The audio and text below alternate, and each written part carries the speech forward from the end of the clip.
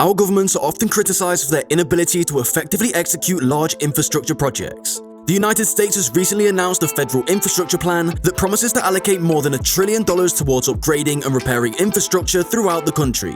However, this initiative is already facing criticism from individuals who doubt its ability to address the nation's failing infrastructure.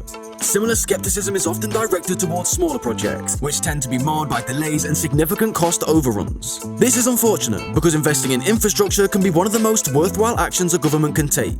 In the short term, infrastructure spending acts as a stimulus, creating jobs for laborers, engineers, city planners, and environmental consultants. This not only provides much-needed income for people, but also helps to reduce unemployment rates. Unlike a stimulus check, infrastructure spending leads to the creation of valuable assets that can benefit the economy for years to come.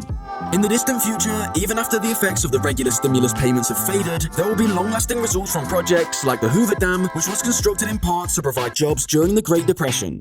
Today, almost a century later, the dam still serves as a reservoir and electricity infrastructure.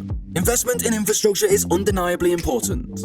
In addition to the economic benefits, infrastructure spending is also more politically acceptable as it's not viewed as a handout. The paychecks that workers receive on these projects are seen as a fair exchange for their labor, and the resulting infrastructure often generates clean energy or reduces the amount of time spent commuting.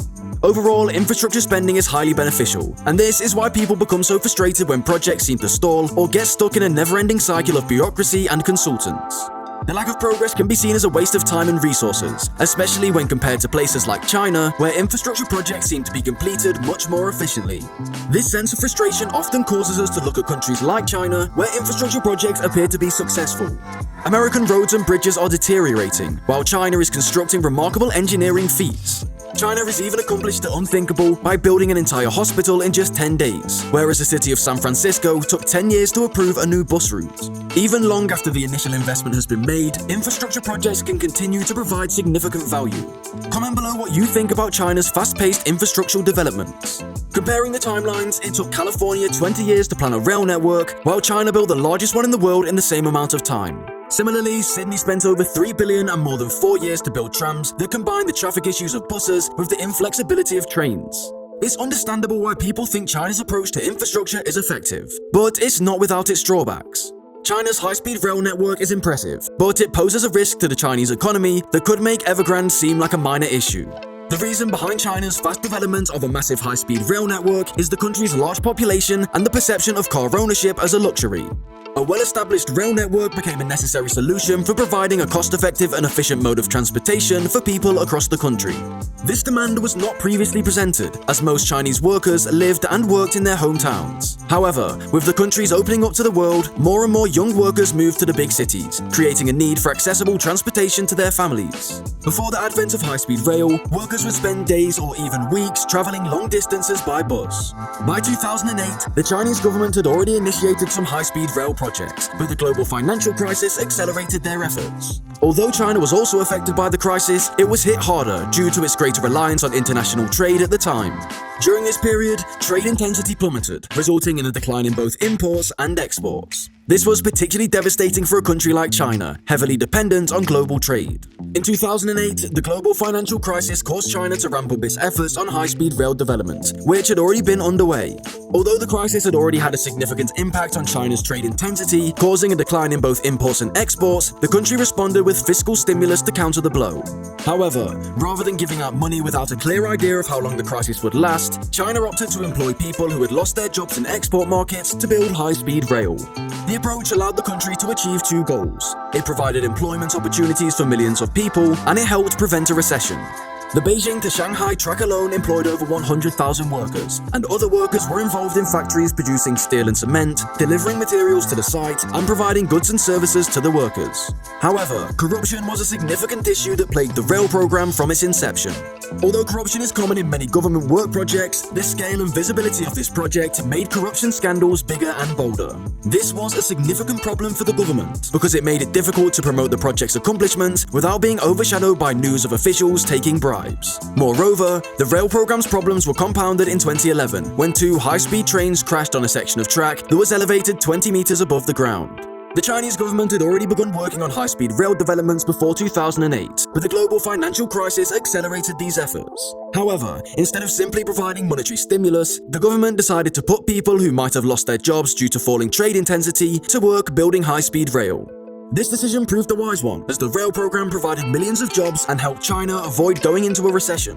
However, the project was marred by corruption scandals, which undermined the government's efforts to promote the project as a success. In 2011, a high-speed train collision revealed serious management failures and resulted in public doubts about the safety and integrity of China's high-speed rail infrastructure. The government's solution was to semi-privatize the railways by selling them to state-owned corporation China Rail, which then merged with state-owned corporations CSR and CNR to form CRRC. These corporations borrowed almost $1 trillion to fund China's railway building boom, but many of the new lines were not as profitable as the earlier ones, and they were built to connect smaller cities with lower demand for train travel. Nevertheless, the government pushed these projects for political reasons, as they wanted to improve access to smaller tier cities. Setting aside misguided political motivations, China's high-speed rail project has faced several issues. The developers failed to consider if there were better alternatives for transporting people across the country, as they were too focused on high-speed rail. Regular rail, for example, is a cheaper alternative that can also transport cargo, which is vital for China's heavy industry. Initially, the overdone high-speed rail network was sustainable as profits from highly profitable routes covered losses from unprofitable ones. The state-owned corporation responsible for the network even managed to make a small profit after paying off its huge debt. However, this balance was disrupted in 2015. Since then, the interest payments on the massive debts have exceeded the profits from operating the rail lines. Several factors have contributed to this, including the aging of the lines, increased maintenance costs, and the inability to raise prices without losing customers to other modes of transport.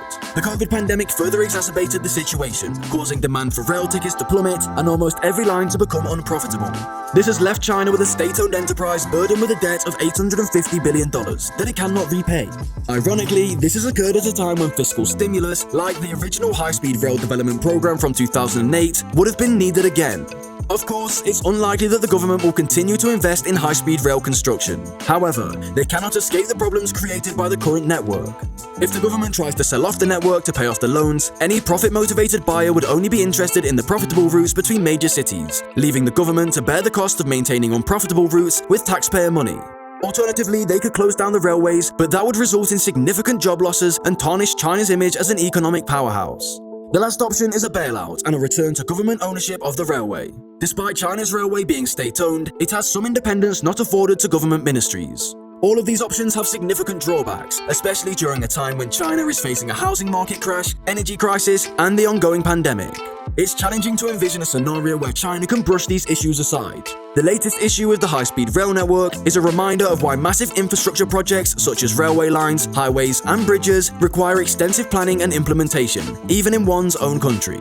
That was it for today's video. Hope you enjoyed it. Like, share, and subscribe for more informative videos. Till then, be safe, be alert, and goodbye.